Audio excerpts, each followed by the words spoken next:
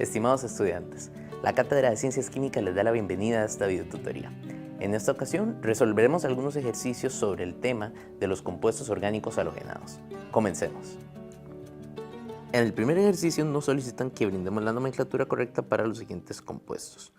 Comenzando con el primer ejemplo que tenemos en pantalla, debemos recordar que para este tipo de compuestos debemos numerar la cadena más larga que contenga a los sustituyentes halógenos y debemos comenzar por el extremo de la cadena más cercano a los halógenos. En el primer ejemplo, deberíamos comenzar la numeración a partir de este átomo de carbono y seguiremos de esta manera: 2, 3, 4, 5, 6 y 7. Eso nos dejaría entonces con 4 sustituyentes diferentes. Vamos nombrando a los sustituyentes en orden alfabético. Tendríamos primero 5 bromo. Luego tendríamos los dos sustituyentes cloro, 1,1 dicloro. Luego tenemos acá un sustituyente etil en el átomo de carbono 3. Y finalmente ponemos el nombre de la cadena del alcano, que sería heptano.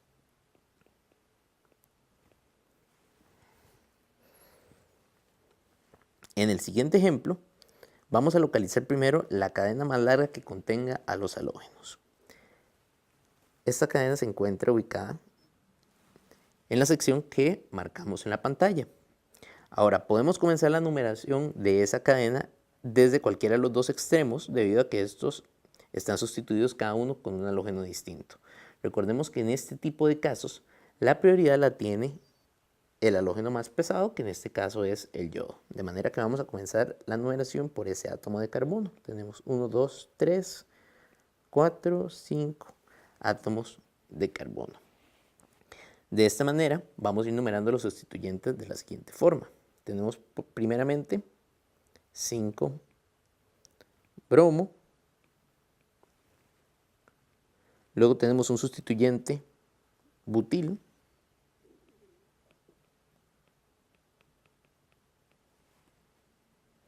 Tenemos luego un átomo de cloro en el carbono 4.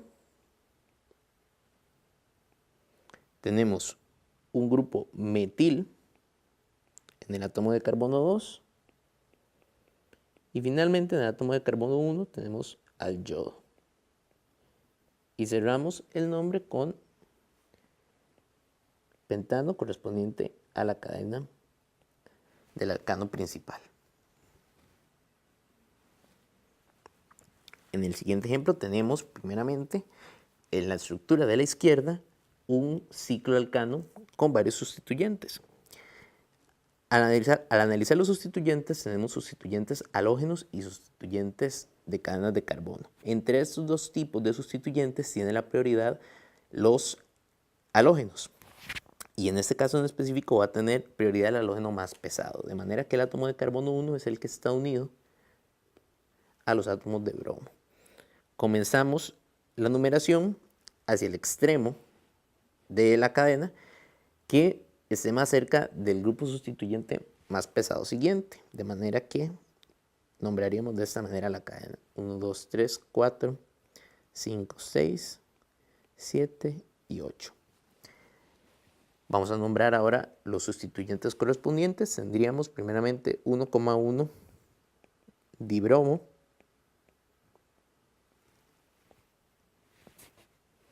Luego en el carbono 3 tenemos un sustituyente butil. Luego tenemos en el carbono 5 un fluoro.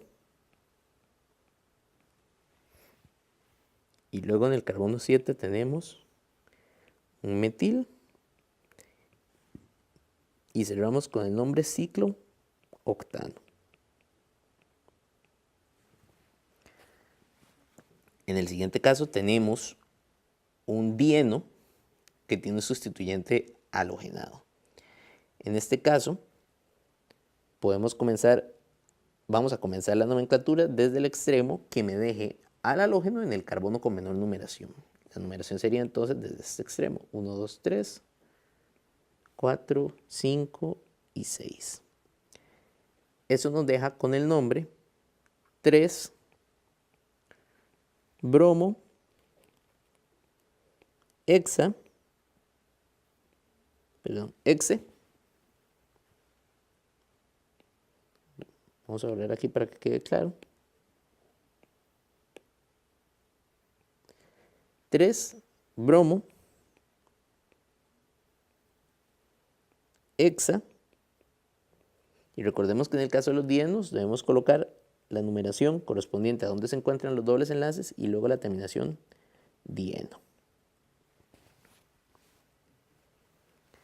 Tenemos una última estructura de un compuesto orgánico halogenado aromático, donde tenemos bromo y una cadena de alcano como sustituyente.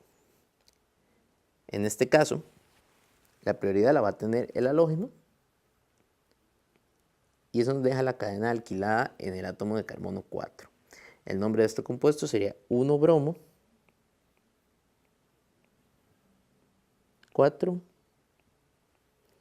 4-hexil-benceno.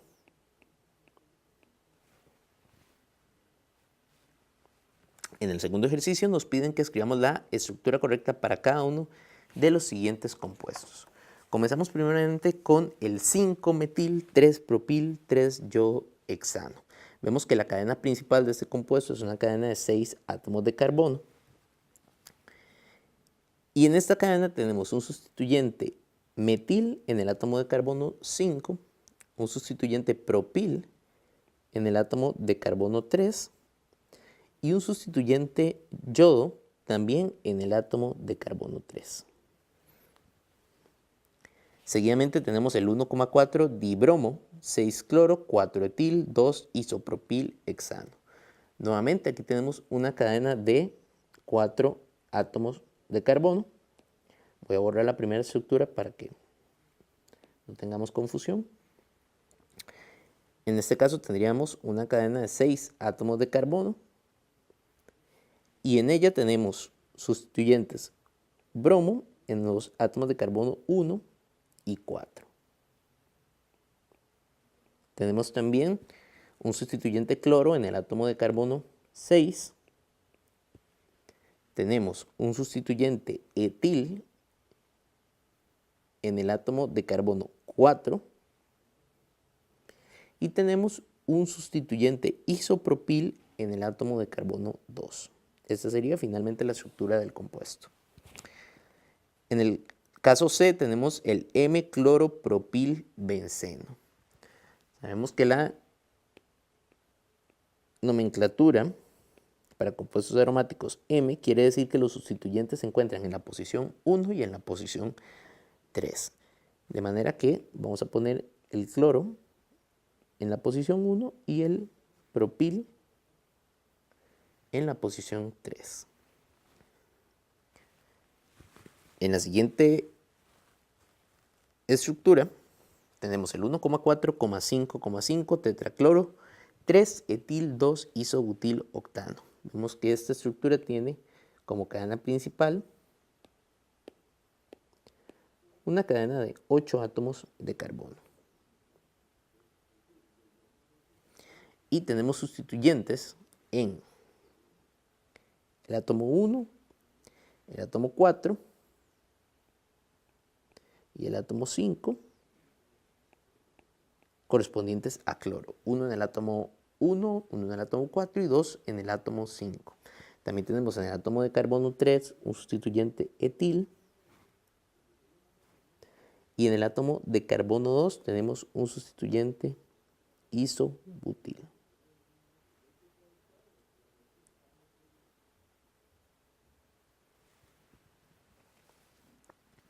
En la siguiente opción tenemos el tribromo metano. Voy a borrar la estructura anterior para que no haya confusiones. Aquí tenemos solamente un átomo de carbono unido a 3 átomos de bromo. El cuarto enlace del carbono sería con un átomo de hidrógeno. Y esa sería la estructura del tribromo metano. Finalmente, en el caso de la estructura F, tenemos el trans 1-bromo 2-fluorociclohexano. En este caso,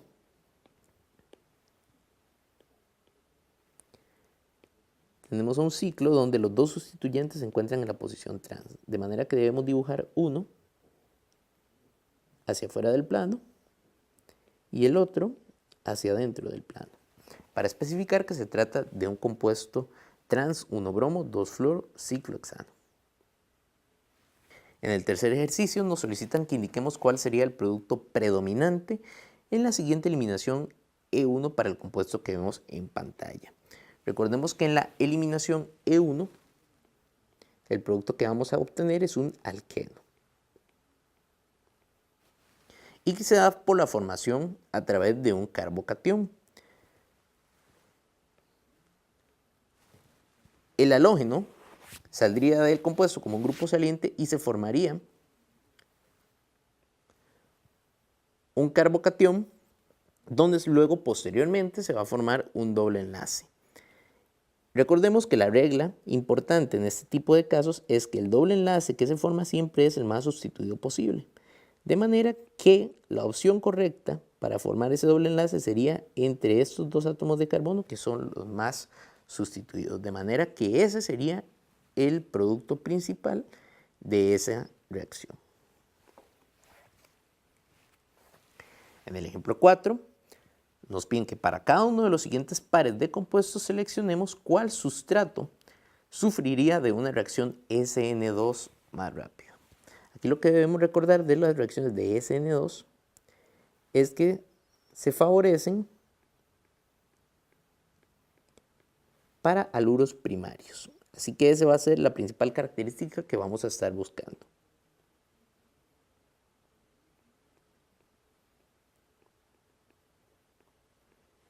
En el primer caso, vemos que tenemos un compuesto donde tenemos un haluro primario y tenemos un compuesto donde tenemos un haluro secundario. Como acabamos de mencionar, la SN2 se ve favorecida para la SN1, de manera que este sería el sustrato más rápido para ese tipo de reacción, la opción 1. Y en el segundo par de compuestos tenemos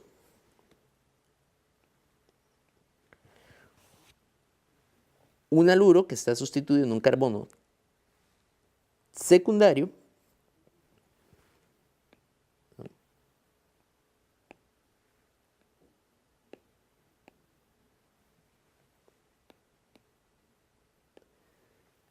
en ambos casos. Tenemos dos compuestos secundarios.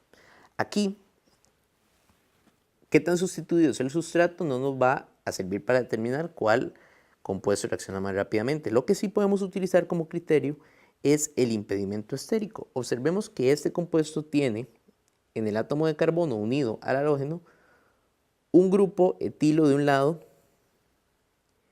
y un grupo isopropilo del otro. Mientras que en el siguiente compuesto tenemos un grupo isobutilo y tenemos solamente un metilo de un lado. Esto hace que la opción 4 sea un sustrato menos impedido que el sustrato 3, de manera que la opción más rápida sería la opción 4 y la opción 3 sería la de la reacción más lenta. En el ejercicio 5 debemos escoger cuál sería el producto formado para la siguiente reacción de tipo SN1. Recordemos que en la reacción SN1 lo que vamos a observar es que se da la sustitución del nucleófilo entrante por el grupo halógeno. Podemos ir descartando algunas de las opciones que vemos entre los posibles productos de la reacción. Primeramente, recordemos que la reacción SN1 da como producto una sustancia que es, por lo general, un alcano. Es decir, no vamos a encontrar la formación de dobles enlaces, de manera que podemos descartar la opción B. Podemos descartar también la opción C, debido a que, aunque parece que en ese caso está ocurriendo una sustitución, lo que se está adicionando no es la parte nucleofílica del reactivo, sino que lo que se está adicionando es la parte electrofílica. De manera que esto no corresponde a una reacción de sustitución nucleofílica. La opción D también la podemos descartar debido a que no se está dando la sustitución como tal, solo se está perdiendo el halógeno como grupo saliente. De manera que esta opción también está errada. Eso nos deja con que la opción correcta para este mecanismo es la reacción SN1, la opción A. Vemos que se da la sustitución del halógeno por el grupo nucleófilo y que además concuerda con el hecho de que se dé mediante un mecanismo SN1 debido a que se forma un carbocatión secundario en ese mecanismo. En el ejercicio 6 debemos indicar cuál es el producto principal de la siguiente reacción y debemos indicar también mediante qué tipo de mecanismo es que ocurre posiblemente. Observemos que tenemos de entrada como reactivos un haluro de alquilo que es terciario y está reaccionando con una base débil como nucleófilo.